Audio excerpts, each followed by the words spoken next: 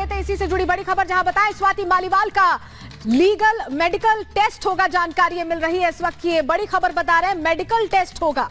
इस वक्त की ये बड़ी जानकारी आपको बता रहे हैं, मेडिकल टेस्ट होगा, क्योंकि आरोप उनकी तरफ से हैरेसमेंट के लगे हैं। उनकी तरफ से एक तरह से कहा गया कि मारपीट की गई है, तो उस लिहाज से अब मेडिकल टेस्ट भी स्वाति मालीवाल का होगा। स्वाति मालीवाल थाने पहुंची हैं, सिविल लाइन थाने पहुंची हैं, क्योंकि पूरा मामला सीएम आवास का है और उस इलाके का थाना सिविल लाइन है, तो वहां पहुंची हैं स्वाति मालीवाल। और अब जो जानकारी मिल रही है कि मेडिकल टेस्ट होगा और उसके बाद आगे की कार्रवाई होगी। ये बड़ी खबर इस वक्त की बता रहे हैं दर्शकों को।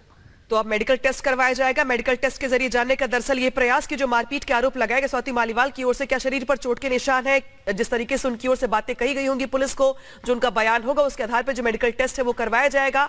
साथ ही साथ मेडिकल टेस्ट से ये केस और मजबूत हो जाता है। अगर मेडिकल टेस्ट में ये प्रूफ हो जाए कि विभव कुमार ने मारपीट की है, तो इसके बाद आम आदमी पार्टी के साथ साथ अरविंद केजरीवाल की मुश्किलें भी बढ़ती हुई यहां पर दिखाई दे रही है, क्योंकि ये बहुत गंभीर मामला जब मुख्यमंत्री आवास में मुख्यमंत्री की मौजूदगी में उनके निजी सचिव पर एक महिला के साथ मारपीट करने का आरोप, और वो भी महिला वो जो राज्यसभा सांसद है, महिला आयोग की अध्यक्ष रह चुकी है दिल्ली में, तो उनकी ओर से ये जो आरोप है बहुत गंभीर आरोप है।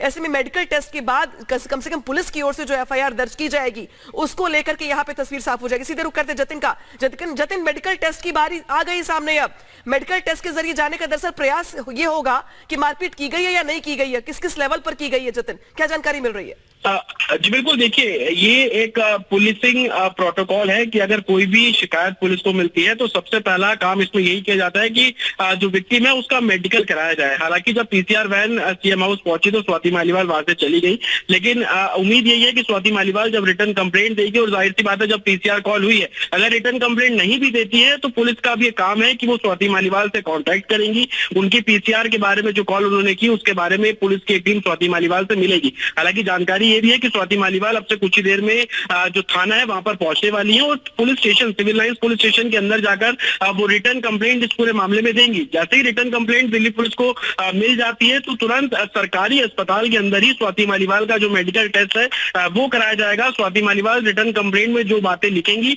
उसको डॉक्टर से एग्जामिन कराया जाएगा, और उसके बाद जो एमएलसी जिसको हम बोलते हैं वो दिल्ली पुलिस द्वारा तैयार की जाएगी। ये एमएलसी इस लिहाज से भी महत्वपूर्ण है क्योंकि एक केस डॉक्यूमेंट ये एमएलसी बन जाता है और आगे की जांच में इस एमएलसी का बहुत महत्वपूर्ण रोल रहता है। दूसरी सबसे बड़ी बात ये कर रहे हैं, तो हमारे दर्शकों को समझाइए दरअसल ये मेडिको लीगल केस क्या होता है और इसमें प्रावधान क्या होते हैं।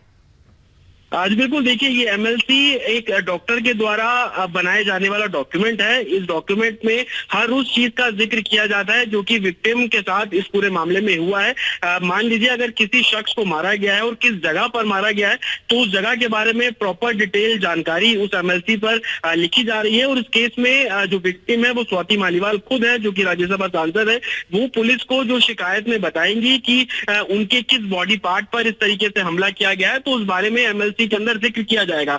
डॉक्टर द्वारा वो एमएलसी तैयार की जाती है। उस एमएलसी को एक डॉक्यूमेंट के तौर पर कोर्ट में भी दिल्ली पुलिस पेश करती है। बाकायदा डॉक्टर का वो जो स्टेटमेंट होता है वो सबूत के तौर पर कोर्ट में एडमिसिबल होता है। वो इस लिहाज से होता है कि जो एलिगेशन विक्टिम ने लगाए हैं उसको डॉक्टर द्वारा चेक किया गया और डॉक्टर ने पाया कि इतनी जगहों पर एक तरीके से ब्लंट इंजरी है, थप्पड़ मारने की इंजरी है, या कोई वेपन का इस्तेमाल किया गया या किसी ऑब्जेक्ट का इस्तेमाल किया गया, किस जगह पर किया गया, उसके पैरामीटर्स कितने थे, वो सभी जानकारी उस एमएलसी के अंदर मेंशन की जाती है।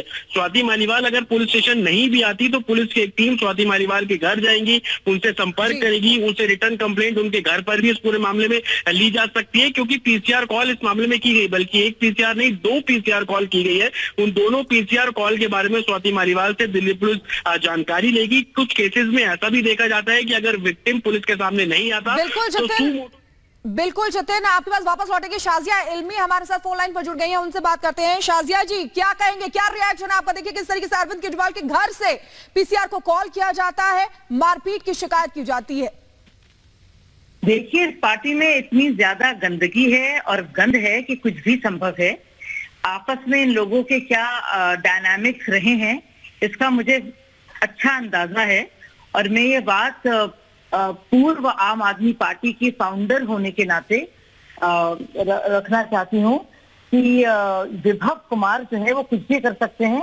आपको याद होगा कि कैसे पूर्व मुख्य सचिव अंशु प्रकाश जी के साथ मार पिटाई हुई थी, तब भी अरविंद केजरीवाल ने झूठ बोला था और सीसीटीवी की फुटेज नहीं थी, लेकिन बाद में आप लोग को याद होगा कि जारवाल और अमानतुल्लाह के खिलाफ ये मामला दर्ज हुआ था, चार्जशीट तक हुई थी।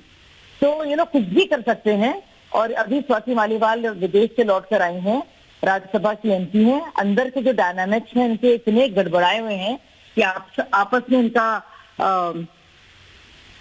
मारपीट पूरी तरह से संभव है और हो सकती है।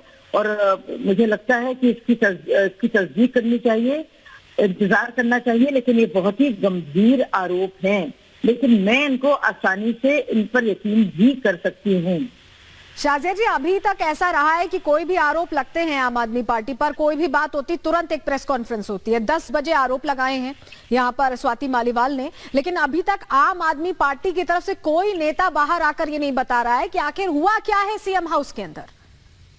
देखिए, मैं आपको ये भी बता दूं कि स्वाति मालीवाल सिर्फ इंडिया अगेंस्ट करप्शन के मूवमेंट से नहीं, उससे पहले से जो पूरा एनजीओ का हिस्सा रही हैं, जो परिवर्तन और कबीर थे, और जो भी अंडरग्राउंड इनके वर्कर्स रहते हैं उनके साथ वो काम करती रही हैं। तो बहुत पुरानी साथी हैं ये केजरीवाल जी की। और इनका पूरा कंट्रोल था जो वहाँ पे जो पूरा स्टूडेंट विंग कहिए उसको, या एक लोगों की टीम जो रहती थी जो बाकायदा जगह जगह जाकर धरने करती थी और पिकेट करती थी एमपी के घरों को।